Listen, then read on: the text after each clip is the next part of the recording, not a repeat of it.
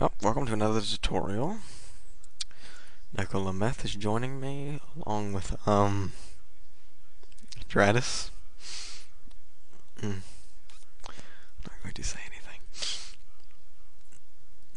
Okay, I'm going to try to concentrate on this. Okay, you've got your standard build menu. Excuse the box. And yeah, there is some voice lag on the compression of this video. You got your build tab though. You have your focus feature. You can zoom in on a box, zoom out, scroll around it. Just one click. However, if you're not in this menu, as you can see, I'm going to switch to your regular edit mode. If I hold down the Alt key and click, and then I can move around it.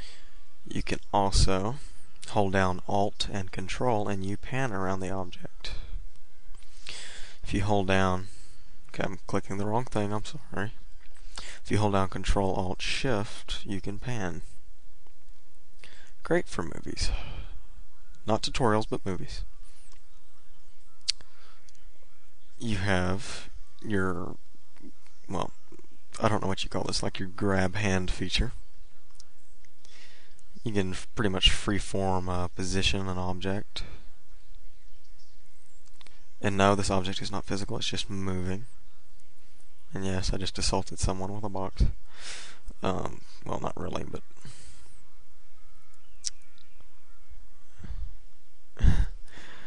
You got your creation tab, which is how I created this box. Create a regular box, which is your standard object that comes up whenever you open up your build menu down here. But you got a multitude of prims to select. Okay, let's try building just another box. Okay, there's multiple tabs here that I'll go into later. For now, we're just going to go into the Object tab, because that's what building mainly is your Object sub-tab. Okay, most likely when you first start, you're going to only see this. I'm letting voice catch up, of course. I don't know why voice lags on here sometimes, but it does with this video capture. You'd have to click the More tab. Your Object sub-tab has all kinds of different features. You can change your size here with the arrows. You can type it in. You can twist the object. You can change the hollow of the object, like so. You can path cut.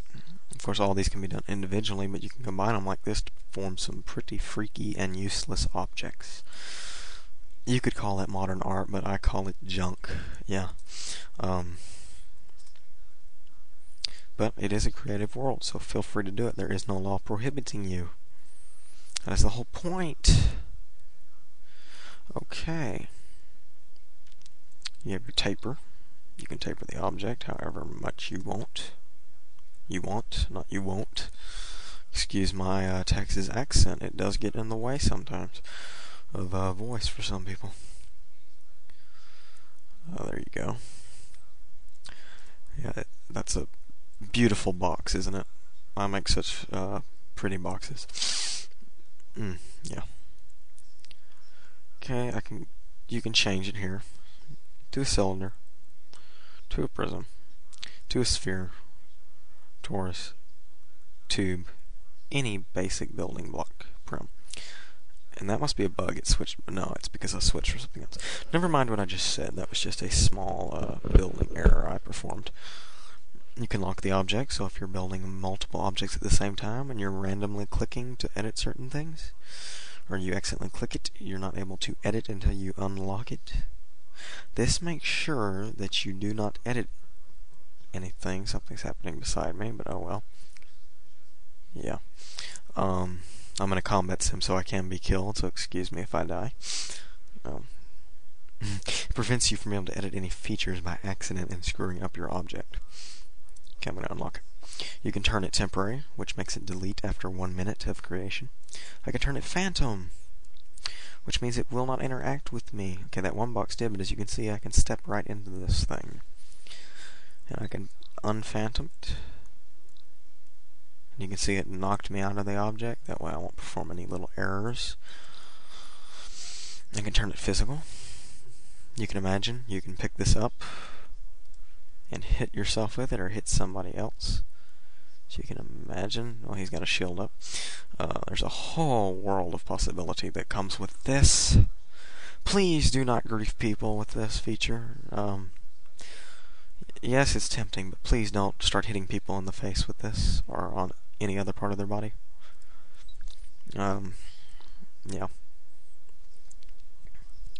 You can change the material, which I don't know what that really does except change the sound when it hits another object.